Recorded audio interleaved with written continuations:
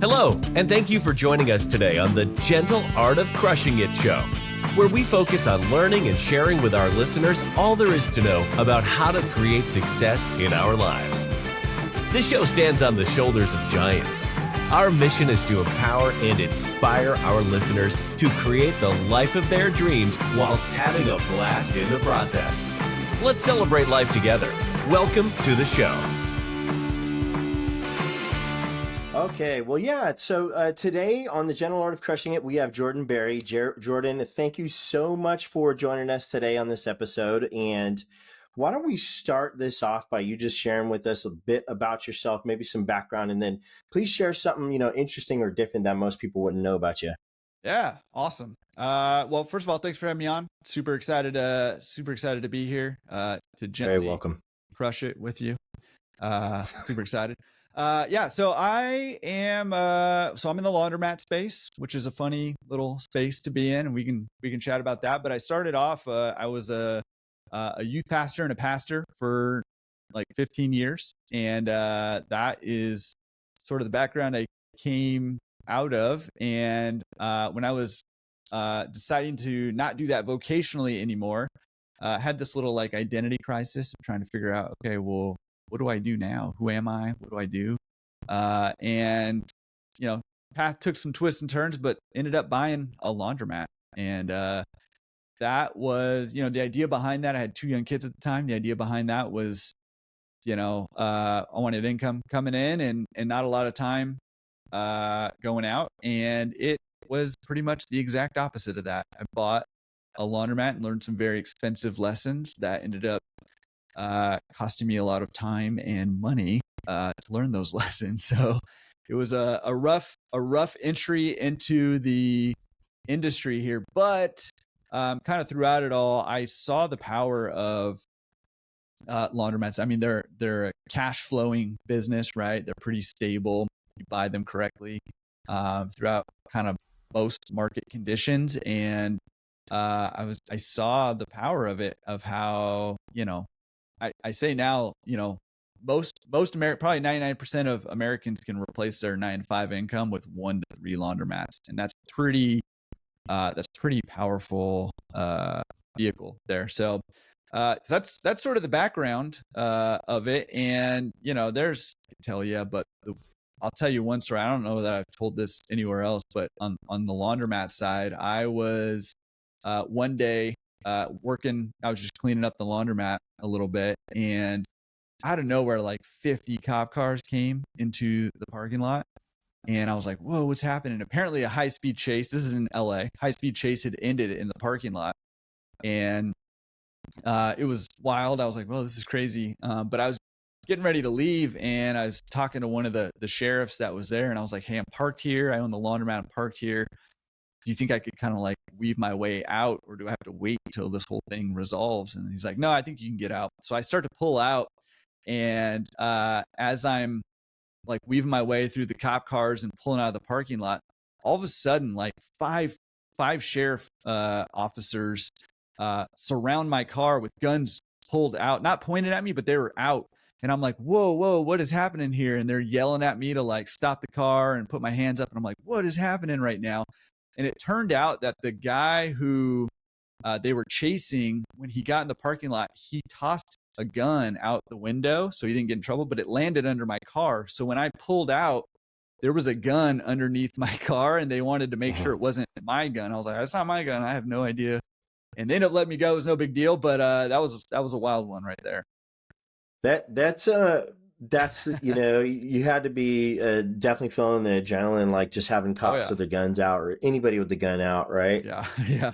Wow. Yeah. That's nuts. It landed right under your car. Like, just has to be perfect conditions. Yeah. And if I was like, man, if I didn't leave, like if I didn't try to leave, before everything got resolved, they probably would have never known that gun was under there. And I probably would have never known either. No, that's a good point, because you would have left, and then somebody would have picked it up, and then who knows what that guy could have got nailed for, right? But that's right, man. That's so crazy. And maybe a good thing. I mean, that could have went way worse, right? It's a good thing he tossed his gun as opposed to started shooting, right? Yeah, for sure. But Welcome to Definitely LA made for though. an interesting evening, I would Yeah. think. Yeah, totally. Not a boring day that day. No, that's awesome. I love that. There's so much to unpack there too. And, I definitely want to circle back the whole replacing your income with 1 to 3 laundromats. And that is so inspiring. Just that statement right there. Yeah. But before we get to that, let me ask you this. Would you mind sharing with us, your definition of success and then how you sort of came to, that conclusion, for that definition, how you apply it to your life, I guess. Yeah. So that has evolved for me over time. I think I used to consider success as sort of the vague being rich. And then, I was like, well, what does that mean? And then, I adopted for a long time the idea of success of being able to make your own. I do think that is still a pretty good definition of success.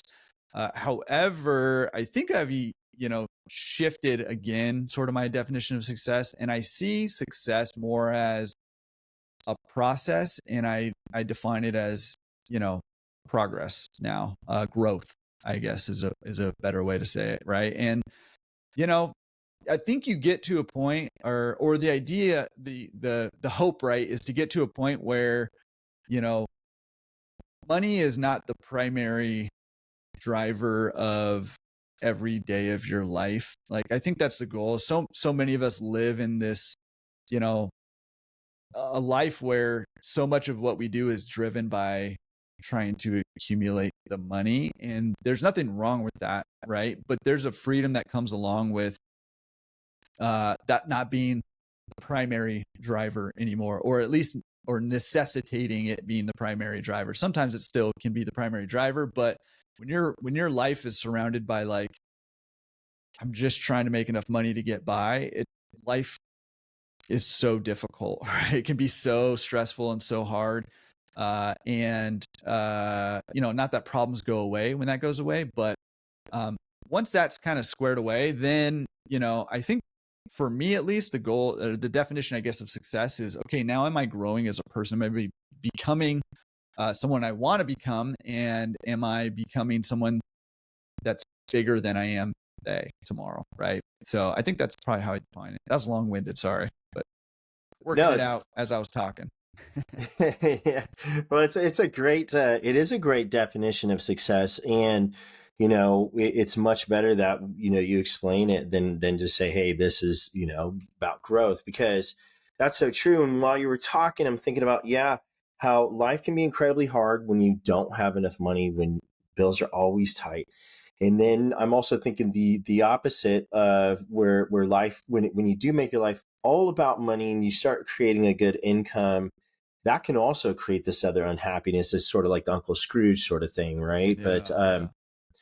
being in control, and I think sort of always working towards balance, and really remembering like that this is a process and appreciating the process. That's kind of what I'm gathering, pulling from your definition of success as well. And I think really doesn't get better than that.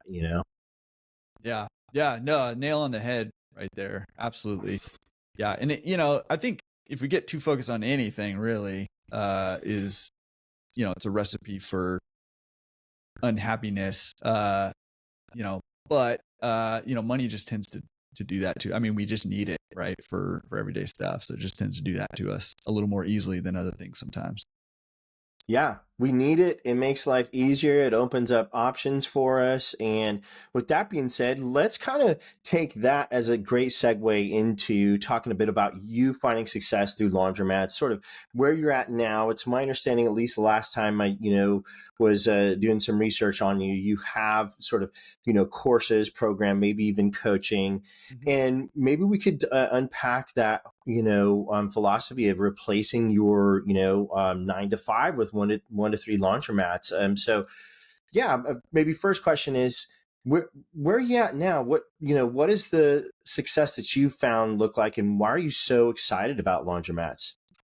Yeah. So I built up a small laundromat portfolio, had a few laundromats, and again, that was hard earned, had a lot of difficult money losing months in a couple of years really in the laundromat space. So it was difficult, harder in lessons, and build up a portfolio. And now actually I'm down to one laundromat that I own, but with the intention of I'm actually going out and buying a whole bunch now. That's sort of the path forward. And so it's kind of getting small on my personal portfolio to go out and utilize this fund to go out and buy a whole bunch of laundromats. And so that's sort of the direction that I'm heading right now.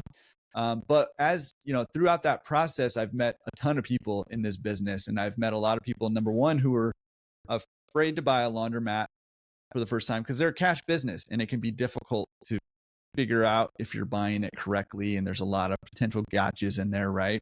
And other people who have bought incorrectly like I did and struggled. And so I just decided to sort of share my lessons, first through a blog. And then I was like, man, writing takes forever. I'm going to start a YouTube. And I started YouTube and that's done pretty well. And then I was like, well, if I really want to help Tree. And so that's where I started a podcast and started interviewing people and asking them, what are their secrets to success? How are they running this business successfully? And, sharing what I've learned with people, through my own experience and through talking to other owners and other people in the industry. And then trying to put tools and resources together to help other people get into the business the right way. And then once they already own their business, to help them, optimize those businesses and scale if that's what they want to do. Yeah, I love that. And so, when we're talking about, replacing our 9 to 5 with let's just say one laundromat, we're talking really about buying it properly, right? And then, so before we can buy a laundromat properly, we've got to have some education. And so, I have listened to a couple of your podcasts. And so I would say that's a great place to start, especially if you're interested in laundromats. And what is the name of your podcast again? And I think your YouTube channel is the same name, right? Yeah. So Laundromat Resource is the platform. Laundromat Resource podcast, YouTube channel, laundromatresource.com. So yeah, lots of free resources to help kind of get you started, get that baseline knowledge there. You should have everything you need to know to be able to, make a good decision on a laundromat for free, through that platform. That's huge. Yeah, I love that. How long, should, I guess, this is sort of a loaded question because, if most real estate investors who are semi-experienced know that you can get stuck in research mode turns into analysis paralysis. And it's really important that we take action, ASAP, but maybe not too early, right? So how quickly can someone, if they're either let me ask you this, do you offer coaching or courses, and both? So I mean, if you're just brand new and you're just trying to get started, there's a free course on the website. Go take it. It's 3 lessons long. They're 20 minutes or so each, and that'll give you a super good baseline for that free course. When you're in the thick of it and you're ready to buy a specific laundromat and you're looking at specific things, there's a course if you want to go that route that you can buy and take to make sure you're not missing any of those gotchas. You're asking all the right questions, and it comes with all the tools you need to do all your analysis and all that stuff. Or you can book coaching and consulting with myself, and there's a small team of other all-stars in this business that you can book calls with too. You've got specific questions that you want to get answered. Yeah, that's awesome. I love that. And so, let's just talk nuts and bolts here for a second, please. If somebody was to, let's say replace an income of about 70K, I'm assuming they can do it with other people's money, right? And so one way that, these are massive assumptions here, but let's say this individual gets started going through your free content, and does that, sort of teach them how to source the deals as well? Yeah. So, So, okay. First of all, I don't want this to necessarily be a commercial for stuff that we have. I mean, go check it out if you want to look at that. So, but I'll give you like some hard facts here. Like here's some takeaways, things that you can go do without even having to go to the platform, right? So, real quick, high level, it's difficult right now to find a good deal on a laundromat. There's more demand than supply at the moment. But the three things that are working right now are, number one, building relationships with brokers and getting those deals off market before they hit the biz whatever websites, BizBin, BizBuySell, whatever. Number two and three, both pulled from real estate investing. So if you're familiar with that, you'll be familiar with this, which is door knocking, heading to laundromats and trying to catch owners there and talking to them, and direct mail campaigns. And those direct mail campaigns are working really well right now, finding those off market deals. So there's some tangibles for you. Tangible takeaways. This has been a tangible takeaway moment. I love that. With the mailers, I was talking to a couple guys. So one guy, he flips houses. He's saying it's about 3,001 mailers per acquisition. Another guy has been focusing commercial. He said it's about 6,000. Or no, he said $6,000, which I'm assuming 6,000 mailers to one. What are you seeing approximately with direct mailers? Yeah, I mean, your ratio is going to be much better than that in laundromats, but there's going to be a lot less laundromats to mail to. There's I don't know, somewhere around 35-ish thousand laundromats in America. So, if you're 6,000 to one, you're going to be in a world of hurt. So what I'm seeing numbers closer to is, it's a little bit market dependent, but around, I would anticipate 50 to 1. So if you mail to 50, you'll get one deal, potentially. Now it can be more than that, it can be less than that. But that's, ish. Try to give you a ballpark framework to work with. That's probably what I target. That's incredibly inspiring right there. And this is this past couple minute conversation here has been super selfish for me. I really, really love that you're sharing this much with us. I am going to, be circling back and going through your content because I am really interested. And I think it's pretty easy for people to get interested in this. But yeah, I hadn't thought of that. The cash, business, we had to be careful with that, right? When we're doing the due diligence sort of thing, because some gotchas there. So we also mentioned briefly a little bit about how you had a bad experience on your first one. Do you mind sharing with us a bit about, what you learned through that difficult experience there? Yeah. So, and I'll just preface this by saying, listen, anybody who's listening to your podcast right now is already 100 times more savvy than I was. I knew literally nothing about business or real estate or anything when I got started. So that's my little caveat. You're already ahead of the curve here. But so I was sold the narrative of, number one, that they're completely passive businesses. And listen, they're not. Whenever you have people and whenever you have machines, you're going to have problems, and you got a whole lot of both laundromats, right? So problems do happen. There is some troubleshooting to do. It's not going to be as simple as going to collect quarters once a week. Some weeks it will be that simple, but other weeks it won't be that simple, right? So that was part of it. The other thing that it's a little embarrassing to admit, but the broker basically told me, hey, look, this is we call it a zombie mat. It's a fixer-upper laundromat. This is a zombie mat, and we're going to have to replace all the machines. So you really don't need to do any due diligence on it. We'll just assume it's breaking even, it's not making money. And, we'll run the numbers from there. And so it turned out it wasn't breaking even. It was losing a couple grand a month. And so when I retooled, I put new machines in there, which was another big investment. Business did increase, which was nice, but I was already coming from, the red. I was already in the negative. And so it just didn't increase enough to cover that negative, plus my now note that I had to pay off at the same time. So I was in the negative for a while there. And then another big mistake was, when I was losing money, I spent all this money to, rehab and retool this laundromat. And I spent $0 trying to let people know about it and rehab the reputation of that laundromat. So that was a huge mistake. And I just, I got scared and I turtled up because I was losing money, and I was like, I don't want to put more money out there to advertise or whatever, because I don't know if I'm going to recoup it. And it was the exact wrong thing to do, but it was totally based out of fear. But I just didn't know, I just didn't know any better. So those are some of the mistakes there. And, it was a rough neighborhood, and, things like high-speed chases ended in the parking lot, and guns thrown around and stuff like that. So turtling up is probably, just second nature at that point. You spend enough time like in that neck of the woods, right? So I can't say I blame you. That's right. I wish I would have ninja turtled up. How about that, though? Yeah, no, that's where it's at. Yeah, bust out with some nunchucks and you're fine.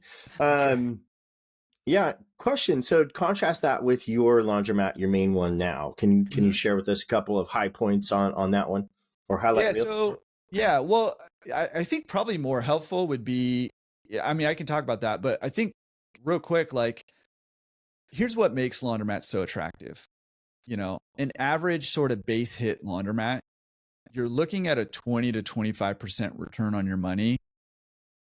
That's unleveraged. So if you use a loan, then those returns can go even higher than that. And those are base hit deals, right? And so that's where you start to look at, hey, if I'm like, we're talking about leaving your 9 to 5, we're talking about financial freedom, we're talking cash flow here.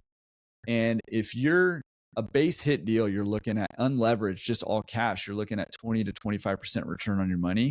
You can see how that can add up real quickly to help you achieve those goals of leaving your 9 to 5 or financial freedom. And the reason for that is because, lawn income. So if you need, $70,000 of income to replace your income, of income to replace your 9 to 5 income, then, 4 to 5 times that. So you're at, 280,000 to, 350,000 or whatever it is to replace that income. That's what you would need. And then if you leverage it, you need even less money than that to do it. So you can see how you could achieve that pretty quickly, especially compared to something like real estate, which I love real estate investing. Just the average real estate deal can't touch the average laundromat deal when it comes to cash flow. No, it's incredible. It's like you're talking about home run, in real estate compared to a base hit in laundromat, which is really anytime we're doing a deal, it needs to be a minimum, base hit so we can stay out of trouble. That's right. Yeah. That's right. So don't strike out like I did with my first one, because it's real hard to bounce back from that, especially if it's your first one. Yeah, no, I hear you. And that's a great way to get discouraged. And I talked to someone recently. He's like, I don't even want to talk. He said something like, I hate everybody who talks about real estate, or like, I don't even want to talk real estate ever again. He had some really bad experiences, and it can happen. There's horror stories out there, right? But totally. So, persistence and grit, and I guess just having a strong why, is kind of a couple assumptions I have, how people stick in it, Yeah. Well, and also, like, one of the things that I realize, and I say now, is if me back then, this was about a decade ago and about that first one, right? If me back then could have had if I could have had a 15-minute conversation with me now, it would have saved me 6 figures and a whole lot of heartache, right? Those are like some of my darkest days where all this money was going out, no money was coming in, and I had 2 young kids and I didn't know what to do, and I couldn't figure out who could help me figure out it was dark times, right? And literally a 15-minute conversation before I bought that first laundromat would have saved me all of that money and heartache, right? So, grit is great, and I'm a huge fan of grit, and I feel like that's what got me through, but I'd rather not have to utilize the grit, if I don't have to. You know what I mean? Like, learn from somebody who's been there, who knows the gotchas, that kind of thing, and it'll just save you in the long run. Yeah, I love that. And for me, I have mistaken many times stubbornness with grit, right? Stubbornness can get you in worse trouble, right? And it can make your life miserable. I guess you could say, grit could do the same thing. And what can get you out of there? Now we're talking the power of mentorship, the power of coaching. So again, if you are interested, let me ask this, Jordan, as we are about to wrap this up. What's the best way, if you're open to folks connecting with you, and if you are, open to them bringing you deals, what's the best way for them to connect with you, and what sort of deals would you be looking for? Yeah. So Jordan, Jordan at laundromatresource.com is my email address. And you can contact me also through just Laundromat Resource or any of the social media platforms. Glad to do that.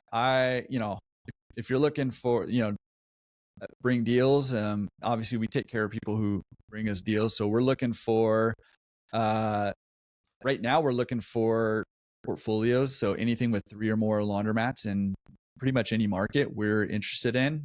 So if you come across something like that, we're happy to take a look at those and, pay a fee or a partnership of some sort. If we can work that out, that'd be great too. That's a great way to do it. But also, if you're interested in getting in on your own, like I said, there's a lot of free resources there. And one thing I could do, Doug, I mean, if you're interested, is I can send you a link where people can get the course for a discount for your audience over there. I would love that. Yeah. So I'll send you So damn information about that, and you can put that in the show notes or wherever you put it. Yeah, thank you so much, Jordan. And just to circle back on something you said, yeah, ladies and gentlemen, if you are really serious, and maybe go through his course a little bit as far as sourcing the deal, find a deal, bring it to him. And this is the best way for you to get that base hit, right? So anybody can get started in real estate investing for free. It does take action and consistent action. You don't have to go straight into running a marathon. Figure out what you can do and start working towards it. And, I just appreciate you so much, Jordan. This was like one of my, favorite conversations. And I'm really excited to start, diving into your free content and learning more. And so with that being said, Jordan, thank you so much again for joining us on the Gentle Art of Crushing It. Really appreciate your time. And we will go ahead and sign out of this here episode. So thank you all for listening. Well, there you have it, ladies and gentlemen, another episode of The Gentle Art of Crushing It. It was an amazing episode. We know we sure learned a lot, and we hope you did as well. We want to take a second and thank you so much for viewing or listening to this episode. And please just know that we only ask for one favor, and that is to make this life magnificent. Thank you, and have a wonderful day.